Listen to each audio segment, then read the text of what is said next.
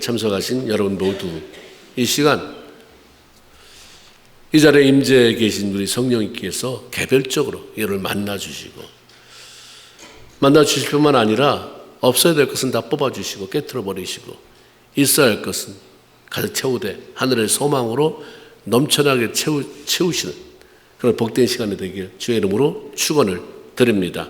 십자가에 달려 돌아가셔서 장사한 지 사흘 만에 죽음에서 무덤에서 다시 살아나신 부활주일 아침입니다. 예수 그리스도의 부활로 말미암은 소망이 정말 여러분이 느껴지도록 여러분 삶 가운데 넘쳐나게 되길 주의 이름으로 축원을 드립니다. 우리는 매년 이맘때 부활주일이 되면 부활주일 예배를 드립니다. 그렇게 하기를 수도 없이 여러분이 예수를 믿기 시작한 이후부터 교회 다니기 시작한 그 해부터 매년마다 우리는 부활주일 예배를 드렸습니다.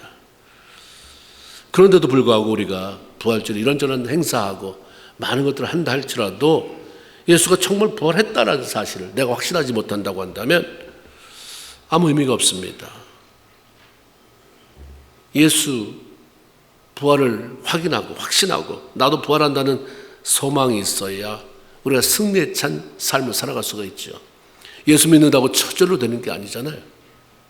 예수 소망, 예수 그리스도의 부활의 소망이 있어야 그 소망 위에 우리가 믿음으로 이기고 나갈 수 있는 것입니다.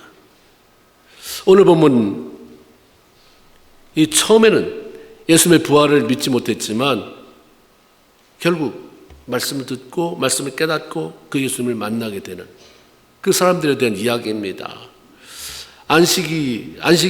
안식일이 지난 후 첫날 예수께서 돌아가신 지 3일째 되는 날 새벽에 막달라 마리아와 다른 마리아가 예수님의 무덤을 찾아갔다고 말합니다. 이게 마가복음에도 나오고 누가복음에도 나오고 요한복음에도 나오는데 마가복음 16장 1절에는 막달라 마리아와 야고보의 어머니 그리고 살로메가 거기 갔다 이렇게 알려줍니다. 왜 갔냐? 이 여자들은 절대로 예수님이 부활했을 것이다 이런 기대를 가지고 간 게 아니라 그냥 무덤을 찾아간 것입니다. 무덤을 둘러보기 위해서. 그리고 마가복음에는 이 여자들이 예수님의 시신에 향품을 발라드리기 위해서 갔다 이렇게 알려줍니다. 보통 유대인은 죽은 건 다 부정적인 거예요. 부정해서 그 시신을 만지지 않아요. 근데 새벽같이 여자들이 시신을 만지러 갔다 거기 향품을 바르러 갔다. 그것도 죽은 사람의 시체에 향품을 바르는 것은 고관대장이나 왕이 아니면 그런 일을 하지 않는다고 그래요. 그럼에도 불구하고 그냥 예수의 무덤을 방문하기 위해서 향유를 바르기 위해서 갔다. 그것도 새벽 일찍 떠났다. 무덤을 향해서 어두컴컴한 그 시간에 집에서 떠났다. 평소에 이 여자들이 예수님을 얼마나 사랑했는지를 우리가 알 수 있게 하는 대목이죠. 이들은 무척 열심히 있는 사람들이에요. 교회를 다녀도 특별히 열심히 있는 사람들이 있잖아요. 그냥 교회만 왔다 갔다 하는 사람이 있지만 열심히 있는 사람, 이 사람들은 굉장히 열심히 있는 사람들입니다. 예수님께서 갈릴리에 계실 때부터 그를 섬겼다. 성경은 얼마나 열심인지 그 얘기를 써줘요. 마가복음 15장 41절에 이들은 예수께서 갈릴리에 계실 때부터 따라다니며 섬기던 자들이다. 늘 예수님이 계신 곳에는 그들 있었어요.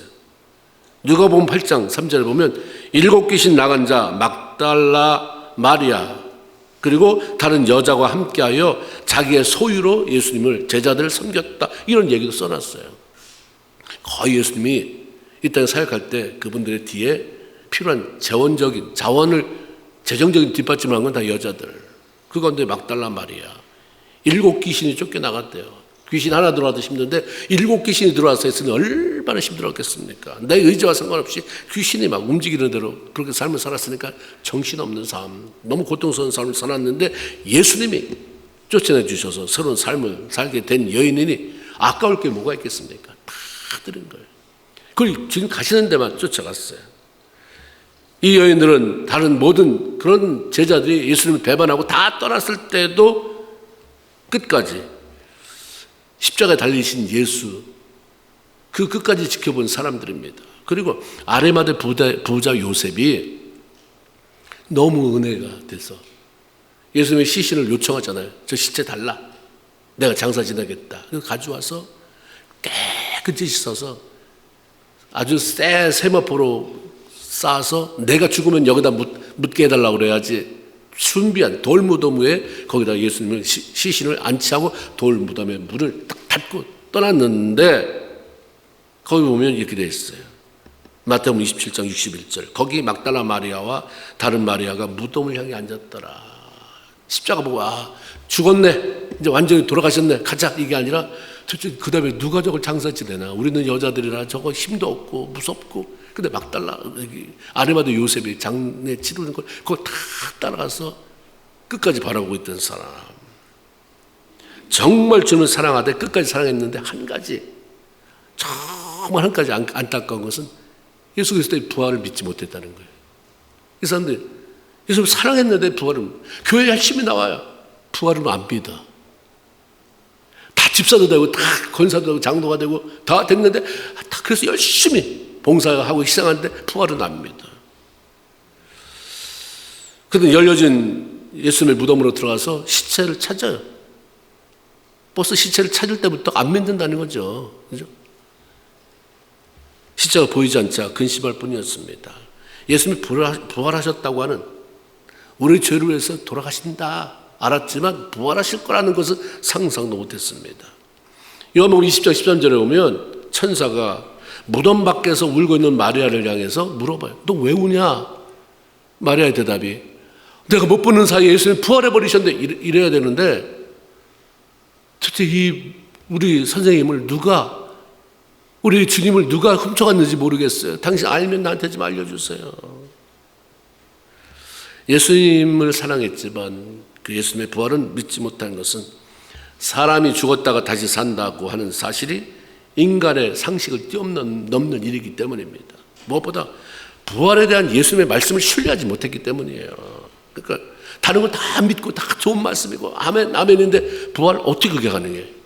납득이 안 되니까 그냥 주님 말씀하셔도 다 흘려보낸 거죠. 해가 동쪽에서 뜨고 서쪽으로 지는 이것 주님이 만드신 진리 법칙입니다. 이것은 사람이 동의하고 안 하고 상관이 없는 거예요. 부활은 우리의 동의와 상관없이 주님 말씀하신 거기 때문에 그건 분명한 진리이고 믿음으로 확증이 되는 것입니다. 6절에 보면 천사가 그렇게 말씀하세요. 예수님 부활하셨다 이렇게 하지 않고 그 앞에 그가 말씀하시던 대로 예수님의 부활은 갑자기 일어난 사건이 아니다 이런 거죠. 전부터 계속 말씀하셨다. 너 들었지 않느냐? 여인들은 천사를 통해서 예수님이 하셨던 말씀이 맞다 그렇구나. 그럼 부활하셨겠네? 하셨지? 믿기 시작합니다. 그랬는데 이제 그때서 주님이 그 여인을 직접 만나 주신 거죠. 예수님은 이미 제자들에게 자신의 고난, 죽음, 부활에 대해서 수차례 말씀하셨어요. 내가 이제 곧 예루살렘에 올라가서 장로들과 대제사장들과 서기관 손에 넘겨져서 고난을 받는다. 고통의 모욕스러운 일을 당하고 그 다음에 죽는다. 십자가를 못 박힌다. 그리고 3일 만에 다시 살아날 것이다. 비로소 제자들에게 말씀하셨다. 이렇게 얘기를 하거든요. 그렇게 진지하게 말씀하셔도 진지하게 그런 일이 그런 건 별 관심이 없었어요. 이 말씀하실 때 어떤 일이 벌어졌습니까? 마태복음 16장 22절에 보면 베드로가 나섭니다. 예수님 절대 그럴 수 없습니다. 어떻게 이런 일이 주 앞에 일어날 수 있겠습니까? 결코 그런 일이 일어나면 안 됩니다. 영어로 보니까 리뷰, 화가 나서 막 예수님 꾸짖었다고 그래요. 자기가 절대 화가 나는 거예요. 예수님 그럴 말씀, 죽느니 고난을 당한다느니 다시 산다느니 이런 말 다시는 하지 마세요. 그러니까 주님이 갑자기 그 전에 너 날 누구라고 생각하느냐? 주는 그리스도시요 살아계신 하나님의 아들입니다. 이야, 너 믿음 크다 했던 베드로에게 사탄아, 너 내 뒤로 물러가라. 너는 나를 넘어지게 하는 자다. 너는 하나님의 일을 생각지 아니하고 사람의 일을 생각한다. 부활을 만류하는 베드로에게 사탄이라고 부를 정도로 부활의 사건은 너무너무 소중한 거예요. 예수님께도 너무너무 소중한 것입니다. 예수님께서 이 땅에 오신 성탄이 너무 귀한 것이지만 그분이 이 땅에 오신 이유는 죽기 위해서 오신 거잖아요. 성탄에 왜 우리가 축하합니까? 사실은 돌아가시기 위해서 와주셨기 때문에 고마워서 축하하는 거죠. 죽기 위해서. 그래서 십자가에 돌아가셨습니다. 그러다 죽으신 분이 다시 살아나는 것이 없다고 한다면 예수님께서 인류의 죄를 지고 구원의 길을 열어주신 분이라는 사실을 확증할 수 없어요. 어떻게 알아? 죽었다가 깜깜무소식인데. 근데 죽었다가 살아났으니 어떻게 저런 일이? 이야, 우리 죄도 사함을 받았구나. 말씀하신 대로 이걸 확증시켜 주신 것입니다. 부활이 없으면 예수님의 죽음은 아무것도 아닌 거예요. 어떤 호기로운 사람이 그렇게 나 죽는다 인류 죄를 다 지고 죽는다 그 죽었는데 아이고 참 대단한 용기 찬사에 그냥 아무것도 아닌 나띵이 되어버리는 것입니다. 그러므로 베드로가 예수님을 생각하고 동정해서 예수님 생각해서 한 거잖아요. 고난받으면 안 되십니다. 그런 일 없어야 됩니다. 죽고 다시 살아나는 부활 같은 일 생각할 수 없습니다. 절대로 일어나지 않기를 원합니다. 그래서 주님은 강하게 책망한 거죠.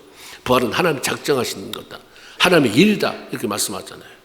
그리고 예수님은 마지막에도 그 이후에 시간이 지나서 이제 마지막이 됐잖아요. 마지막 제자들과 유월절 만찬을 끝내고 감람산 기도하러 가는 동안에도 내가 오늘 밤에 네가 다 배신하고 잡혀가 죽는다. 그리고 3일째 되면 너희보다 먼저 갈릴리로 갔다. 갈릴리 거기. 그 있잖아. 우리가 친하면 매일 만나면 글로 갈게. 글로 와. 그럼 옆에 사람은 글로 와. 거기로 갈게. 무슨 말인지 모르지만 제자들은 다 아는 거예요. 갈릴리로 간다면 어디? 다 아는 거죠. 너무 많이 자주 만났기 때문에. 그런데 그들은 그 말씀을 마음에 간직하지 않았어요.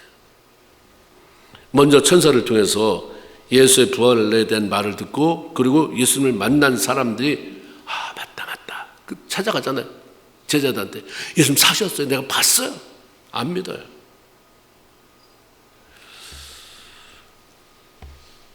아무리 예수님 부활이 사실이라고 말씀을 전해줘도 그들이 주님이 하신 말씀에 집중하지 못하니까 딴짓하는 거예요. 왜 그렇게 열심히 돼도 불구하고 이상하다. 저렇게 열심히 살면 평생 줄려서 죽을 것 같은데 저런 짓을 할까? 말씀을 못 잡았기 때문에 그렇습니까? 요한복음 14장 21절에 나의 계명을 가지고 지키는 자라 나를 사랑하는 자니 말씀 잡고 말씀이 시키는 대로 살지 않으면 말씀이 말씀하니까 난 믿는다. 아멘. 말씀이 이렇게 살라고 하시는 애 말씀이 이렇게 하지 말래네 이렇게 살지 않으면 나올 거다. 왜 오랜 동안 신앙생활 하는데 껍데기가 되냐면 말씀하고 상관없기 때문에 그래요. 내 생각대로 내가 좋은 건 잡고 아닌 건 간두고 절대로 주님 말씀에 내가 굴복하지 못하는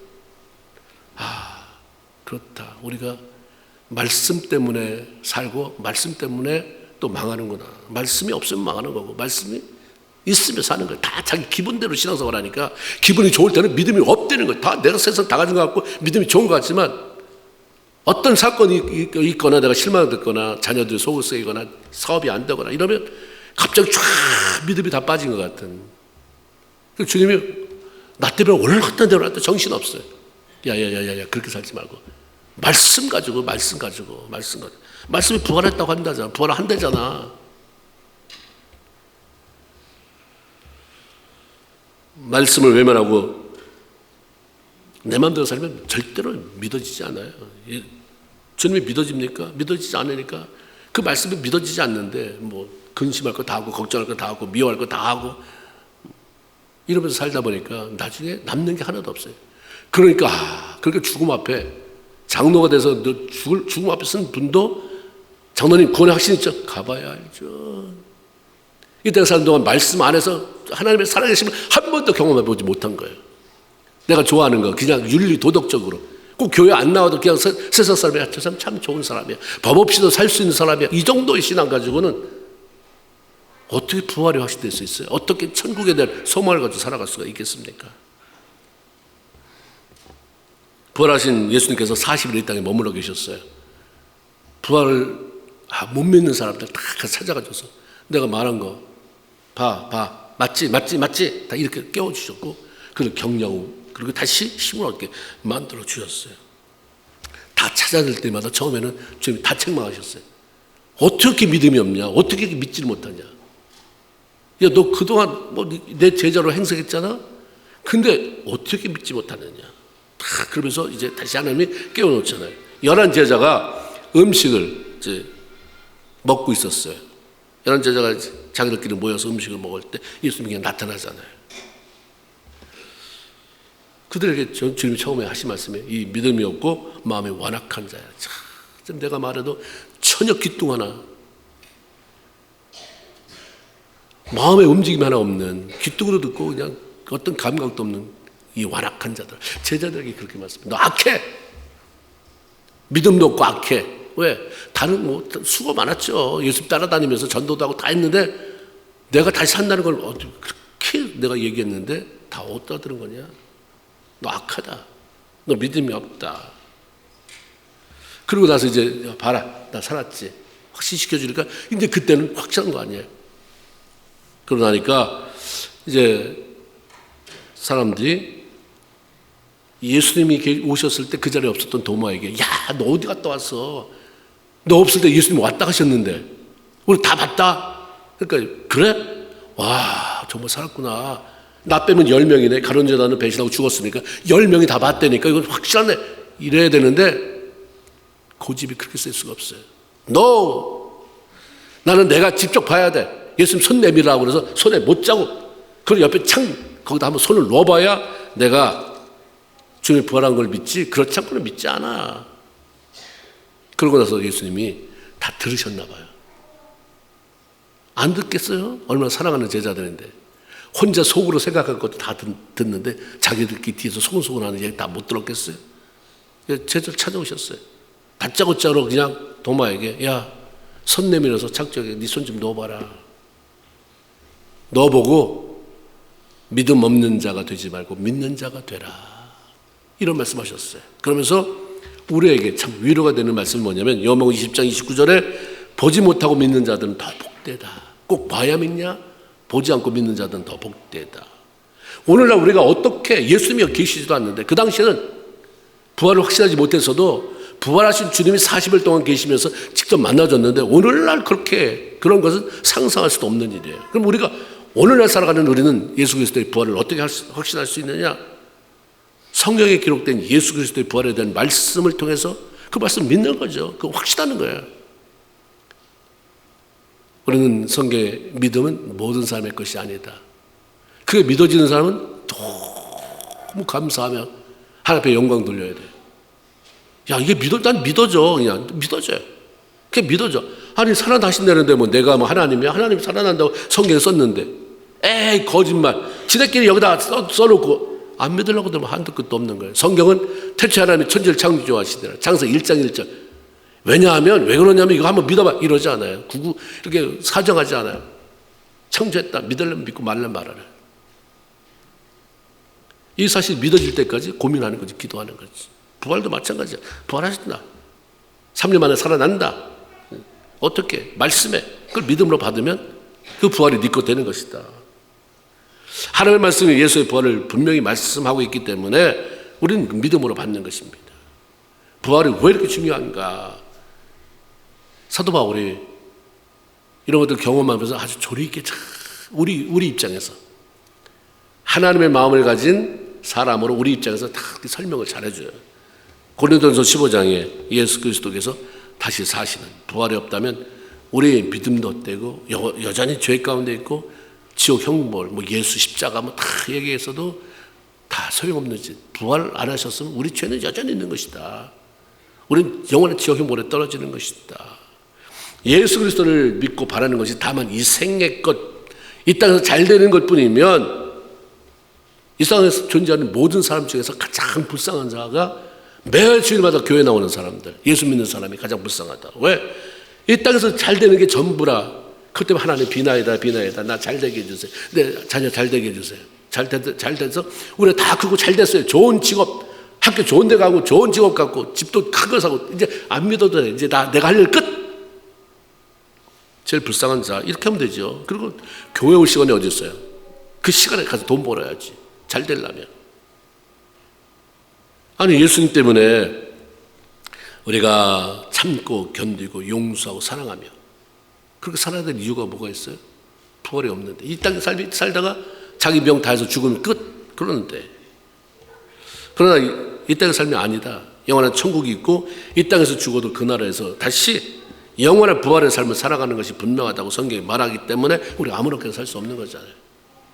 그걸 무시하고 사는 사람 주님 볼 때, 야, 넌 참 감도 크다. 조금 있으면 여기 오면 그 정말 현실을 직면하게 될 텐데, 내가 말씀에서 그렇게 얘기했는데도 무시해버리고 네 마음대로 사는, 나도 이제 어떻게 할 수가 없다가 되는 거죠. 예수님의 부활을 잠자는 자들의 첫 열매 이렇게 얘기해요. 첫 열매. 어떤 나무에서 첫 열매 하나 열렸는데, 와, 저거 사과다. 그 다음에 열리는 나무 열매는 다 뭐예요? 다 사과가 열릴 거지. 거기서 뭐 복숭아가 열리겠어요? 첫 열매가 사과면 나머지 그 나무는 다 사과가 열리는 거예요. 제가 독특한 특별한 말을 하고 있나 지금? 아니죠. 거기서 복숭아가 열렸으면 그 나무에서 계속 복숭아가 열리는 거예요. 예수님이 인간이잖아. 우리 같이 똑같이 인간의 몸을 입고 왔다가 그분이 죽었다가 살았다. 첫 열매. 그럼 우리도 그 다음에 줄줄이 부활한다. 그런 거죠. 그렇기 때문에 우리가 부활의 확신을 가지고 살아가는 것. 신앙인들에게는 무엇보다 중요한 거. 이게 없는데 어떻게 지탱해요? 이 땅에 수도 없이 어려움이 있고 그냥 왼수도 있고 내 원수가 집안이다. 왼수 같은 사람이 가정에 있고 뭐 교회 안에 있고 목장 안에 있고 이걸 어떻게 극복하고 나갈 수 있겠어요? 예수 부활의 소망. 그래, 이 땅의 삶이 다가 아니니까 잠깐 있는 삶 죽어지자. 할 말씀대로 내가 죽자. 이렇게 하는 거죠. 그런 게 없다고 한다면 참 바보 같아. 뭐하러 그렇게 하고 살아요? 내 승질대로 살지. 그래서 성경 우리에게 그런 말씀해요. 부활을 확신해라. 그런 부활을 확신한 사람들의 삶은 어떠해야 되는가? 더욱 주의 일에 힘쓰는 자가 되라. 너무 단순하잖아요. 지금 잘하고 있지만 더욱 힘쓰는 자. 거기서 머무르지 말고 뒤로 후퇴도 하지 말고 더욱더. 악한 사단은 널 자꾸 밀어. 뒤로 가게. 눌러. 밑으로 꺼져버리게. 그래서 사단은 오늘 우리를 하나님 앞에서 사라져버리게 만들어요. 주님이 더욱 힘쓰는 자가 되라. 사도 바울이 고린도전서 15장 쭉 1절부터 쭉 부활이 뭐다, 부활이 왜 중요하냐 쭉 결론이 58절이에요. 그러므로 내 사랑하는 형제들아 견실하며 흔들리지 말며 더욱 주의 일에 힘쓰는 자들이더라. 이는 너의 수고가 주 안에서 헛되지 않는다. 이게 부활을 설명하는 장에서의 마지막 결론이 내 사랑하는 형제들아 견실하며 흔들리지 말. 왜 흔들리지 말아야 돼? 자꾸 사탄이 흔들어요.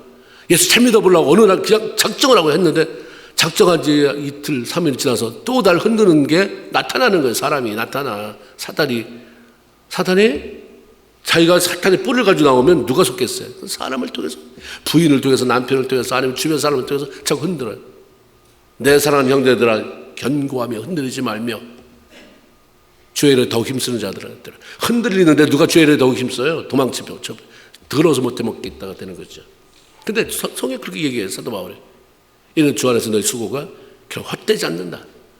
너 그것과 비교할 수 없어. 그때 참길 잘했다. 야, 이런 일이 벌어지는 거야? 그때 그러면 내가 내 인생 잘못 살았다. 그때 내 인생을 송두리째 주 앞에 드릴 건데. 어떤 사람이 남의 밭을 갈아주러 갔습니다. 쟁기를 가지고 밭을 갈아요. 가다 못쟁그랑 딱 소리가 나서 거기를 같이 보니까 저 밑에 뭐가 보여요. 그래서 거기를 주변을 파서 쭉 빼보니까 상자, 상자를 열어보니까 항아리가 들어있는데 항아리 속에 정말 보석이 꽉 차 있는 거예요. 너무 놀라운 거예요. 이 유대사에서는 전쟁이 많고 뭐 이러니까 매번 이거 가져갈 수 없으니까 자기가 어떤 땅에다 파묻어 놓고 표시를 했는데 표시를 한 사람이 죽었거나 잊어버렸거나 어쨌든 거기 거기 있었던 거예요. 그 밭의 주인도 모를 수가 있는 거죠. 근데 이 사람이 보니까 엄청난 보물단지가 묻혀 있는 거예요. 그래서 주인한테 말도 안 하고 그러면서 감춰놓고 주인한테 땅을 흥정합니다. 내가 저걸 갈다 보니까 저 땅을 내가 사고 싶은 마음이 들었는데 값은 달란트 주겠습니다. 저 땅 나한테 파세요. 주인은 딱히 그것을 뭐 가지고 있을 필요가 없는 거예요. 있으니까 내가 하기는 힘드니까 다른 사람한테 돈 주고 이 땅 좀 갈아엎어 주세요. 그래야 씨를 뿌리고 뭐라도 하죠. 그런데 판대니까 값은 원하는 대로 준다니까 필요 이상의 몇 배로 부른 거예요. 주인은 아는 거죠. 이거 내 것만 되면 저 안에 이거하고 비교할 수, 땅값하고 비교할 수 없는 엄청난 가치의 보화가 묻혀 있다는 걸 알기 때문에 그걸 다 집안에 있는 거 팔 수 있는 거 다 팔아서, 그래서 값을 치러 주니까 동네가 난리가 난 거죠. 저 바보 같은 놈. 저 시세도 모르고, 저 땅값이 얼마나, 저거 오르지도 않아. 저 땅은. 저 봐라. 저거 금방 물도 짝짝 마르고, 더 덮어보면 아마 자갈, 돌 많이 나올걸. 근데도 주인은, 이 사람은 빙긋 웃어요. 아니까, 비밀을. 나 봤어. 나는 그 안에 보배가 드는 거 봤어. 내가 감춰놓고 왔어. 나중에 완전히 매매가 끝났습니다. 주인이 바뀌었어요. 내가 주인 됐어요. 그때서야 사실은 말이야, 그 안에 이거 봐봐, 이거. 거기 나온 보물인데 이거 보고 내가 그렇게 안 할 수가 있겠어? 어떤 사람이 그렇게 안 하겠어? 봐라. 많은 사람이, 손가락질 하던 사람이 부러워했지만 too late. 이것은 예수님께서 들려주신 천국에 대한 비유입니다.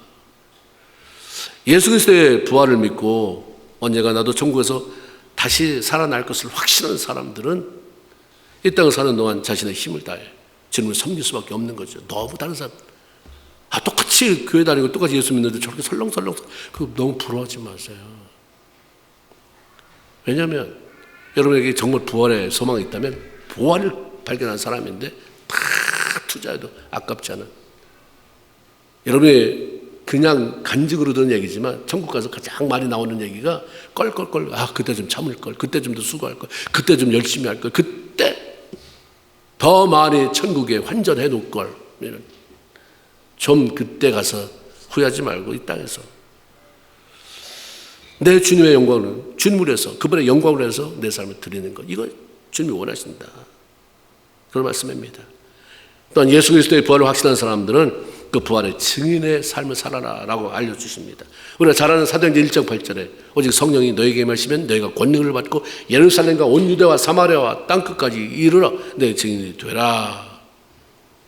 예수 그리스도의 부활의 증인되는 삶을 살아라. 예수 그리스도께서 돌아가신 이후에 제자들은 너무 무서웠어요.